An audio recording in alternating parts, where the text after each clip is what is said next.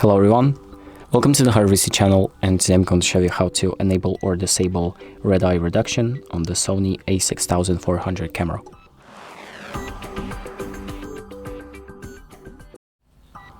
So the first thing that we're going to do is open up the settings by pressing the menu button, and then we're going to go to the camera settings section number 1, so this red section, and then we're going to go to the page number 10 to find the red eye reduction option. So here you can enable and disable that option, and basically what the option does is when you're taking a photo with the flash, it's usually the people's eyes that are in the photo, they get this weird red eye effect. So if you want to disable that effect, you might want to turn this option on, but if you're cool with it, you can select off. So that's about it. Thank you for watching.